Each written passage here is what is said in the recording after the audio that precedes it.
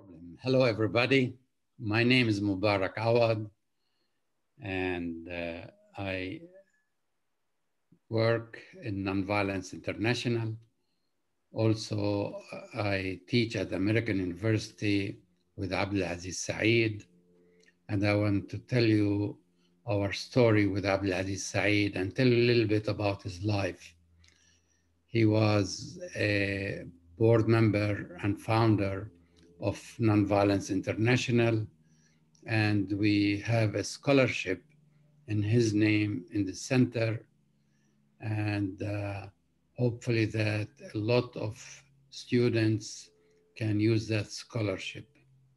Thank you all. Roger, you have to understand the theory, which basing that a human being and the humans, it doesn't matter what their problem, they have a solution to it.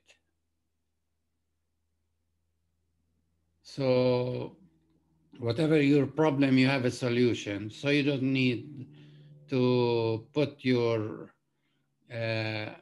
ideas with other people or a psychologist or a counselor or anything. You have the solution. If you think hard on that, that was his theory. And I adopted his theory. I wrote about it. I wrote several things. And he was very much interested. He read my paper about do people, Palestinians who are under occupation, can adopt that theory. And in one of the speeches in Jerusalem, I was mentioning very, very loud in front of so many people that we Palestinians, we are under occupation because we choose to be under occupation. Imagine if you say that to the Palestinians who have their parents are dead or their children are dying and they have all kind of misery, and you tell them that's your fault. And if you beat your wife, or if your wife beat you, or your girlfriend beat you, or you beat her, it's the same concept. You have the solution, okay? And you could stop seeing each other, or you could move to another area. And so he invited, okay, yeah, he invited many people from 70 countries, okay?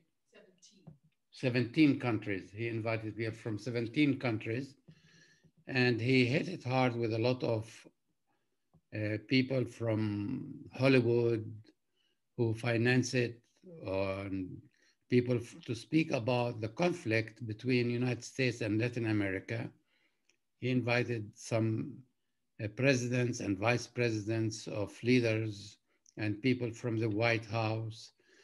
And for one luck that I was invited with, and I was in Jerusalem, and Abdul Aziz was invited because he is into spirituality.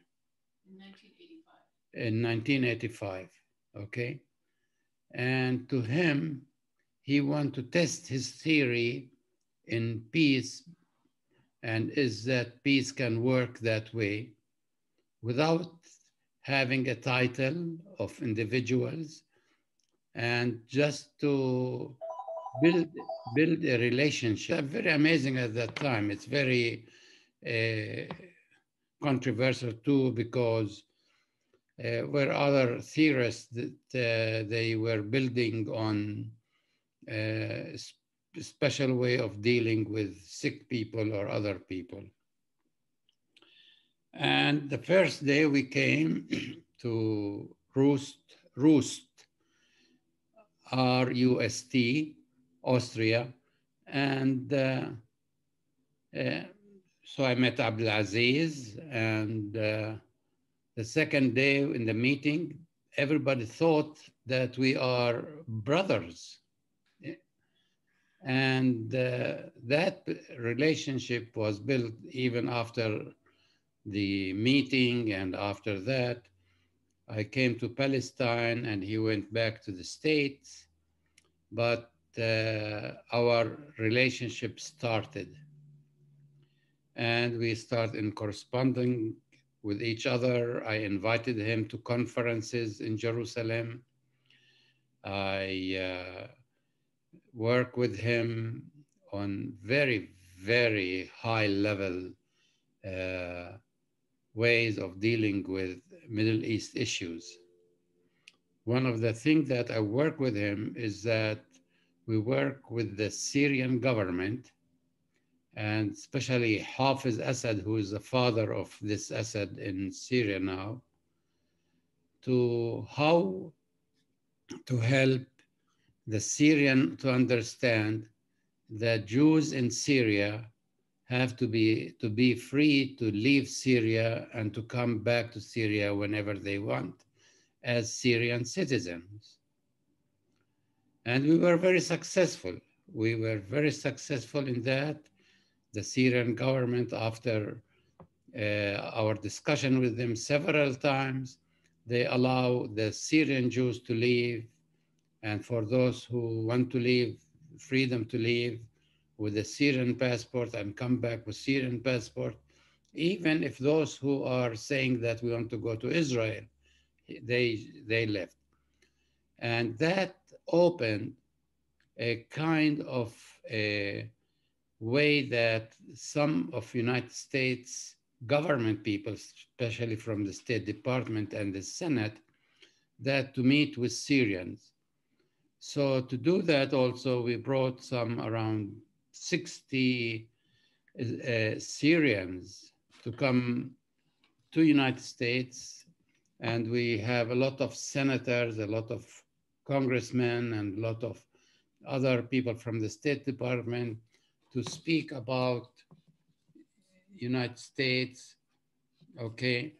And then we have that, and we were successful. So that was the first success with Abdul Aziz, okay? Abdul Aziz also, he is a very much of a person that if you met him or if you have been in a room with him, you could recognize him very, very much. He is tall. He looked like Omar Sharif. He have very distinct eyelashes, very huge eyelashes. And he is always, put himself very straight and very much. He is a Christian, a Syrian Christian, a Shuri, and he is from a village, very small village, but in the desert in the north of Syria. So his desert influenced him a lot, how to react with people, to open himself to others. His father became a president of Syria after the French, who have been colonizing Syria, left that, and he was the first Syrian president. But within a month, there was a revolution from the military in Syria, and they kicked him out and kicked the family out. So he went to Paris to continue his studies there as in high school. After high school, he came to the American University. At the American University, he have his bachelor, his master, his PhD, and then they asked him to teach. So he continued teaching. He never ever have a job in his life except the American University. He doesn't know anything except the American University. He taught more than 60 years over there. And in many occasions, he taught the grandfather, the grandson, and the one in between as student of his. His collective idea in my mind that he kept in touch with every student he had. And many times there were students from the Gulf, from the Arab world, from Turkey, Iran, and every. So when we travel, it doesn't matter where we go, we will get in touch with his students and they will come and welcome us at the airport, and we have a feast every time, everywhere. So that became something. Then another thing that Hafiz al-Assad, for one reason or another, he wanted to know about nonviolence, Hafiz al-Assad. And he requested that Abdul Aziz and myself will go to Syria and give lectures. So we went to the Aleppo, which is the north part of a big city in Syria after Damascus. And we're supposed to stay over there for a week and a half. And he gave a lecture about human rights, about spirituality, about how to accept what you have, even if you are a Bedouin or a Syrian, that this culture is important and you could share your culture with others. And he will tell the Syrian, like, be like any American or any French, wherever you go, be proud who you are. Don't ever think that your culture is worse than other culture. And he really pushed hard. And then I opened my mouth and spoke about how Syria should not, that human rights are so important in Syria. The socialism, government, and dictatorship doesn't work. And we have people free, and anybody who oppress others, that means there is something wrong with them. And it was so terrible that Abdulaziz, he didn't understand me and nobody understood me there. But they told Abdulaziz, somebody told him, you have to leave the country. You and Mubarak have to leave the country. Even if we have lectures to give in Damascus after Aleppo. And we just took out and we left Syria and we went to Amman. And the result was they were planning to arrest us because of criticizing a government that is oppressive. So, and that's his government. He's a Syrian. You see, I'm a Palestinian, but we didn't care. So he really pushed hard in seeing that everybody is connected with everybody. And that's his thing. And everybody have to see, it doesn't matter you are male, female, if you are black and white. He have been pushing all his students, all of them, that it is so important to connect with each other as human beings.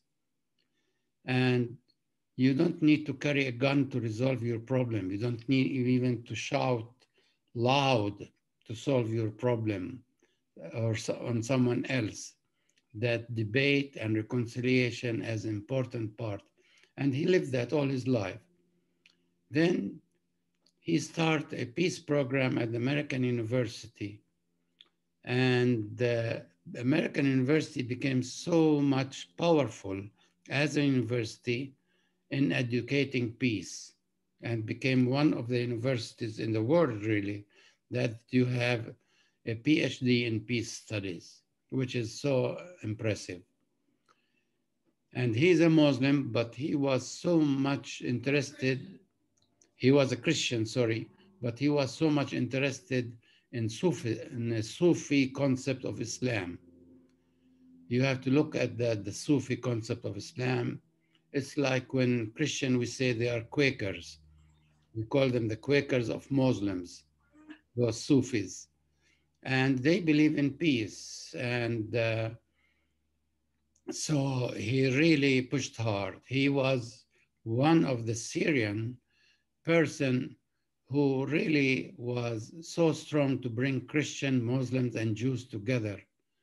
in all his life, in eating, in everything, in giving lectures and that. So he was very open, and to him, human beings are the most important thing in his life. And so don't judge each other. And that's one of the things, don't judge each other. And I would not judge you, so don't judge me. That's the thing that he have. Uh, we traveled many places, and we met many of the world leaders. And I'll give you two or three situations where we traveled. One time we went to Costa Rica to meet the president there, and Arias, his name, and he, in the, when you go, you will give your passport at the border, and then they let him go in the airport, and they told me, you are not allowed to come in. Your name is a terrorist on our computer list. We have to arrest you. And when he came back and he was upset with them, and he said, he is invited by your president and what you are doing. So he called the president's office, and then a special car with special people came and took us from the airport and took us to downtown. All right, so he is not afraid of sticking his neck to anybody who's with him or his friend, and that's an important thing. So we gave lectures there. In another time that I was inviting him to come to Palestine, and he came with his wife, Elena, his wife. Okay. And I was mentioning Elena because she is the one who really took care of him in the last 3-4 months when he was really sick. She did a good job. So I have to mention it that to you, how the relationship between them was so much that she really refused to take him to outside the home. And even when they asked, the doctor say he had to be in the hospice concept, she said, well, keep him here, I'll take care of him. So we have to be very thankful for her. Also, Abdul Aziz have a tendency as a teacher to bring a lot of students from the Gulf. You know, not only the Gulf students, but from the very, very top people. Like the King of Saudi Arabia, we have 2 of his children as students. We have from the Kuwait and Bahrain. And he was able to say to them, you have to pay the full price for your students. And when they pay the full price, he will be able to have 2 or 3 scholarship for other people who don't have any money to come to the university. So he did that. And that was so much that he did for students. A lot of Abdul Aziz ideas are written in so many books, and if you Google him, he was also working with Jimmy Carter in the center. He was appointed so many times by many of the presidents as on a counselor, counseling them what to do with the Middle East.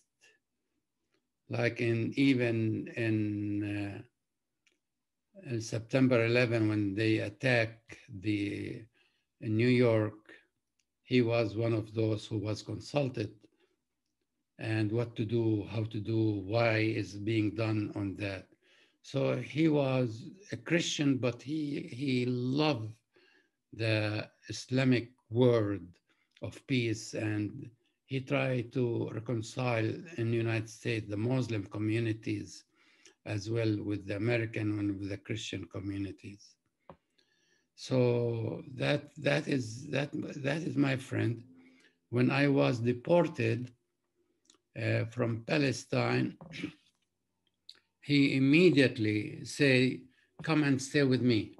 Come have your wife and me will stay together with Elena and myself. And I stay with him nearly for at least, I think, around a month before I was able to find another place to stay myself. So he was so generous, so committed to his friends, not only me, but other friends. And he was always saying to his students, if you have an acquaintance, if you know someone like you as interns, you start knowing each other, build a relationship, a strong relationship that takes you all your life together.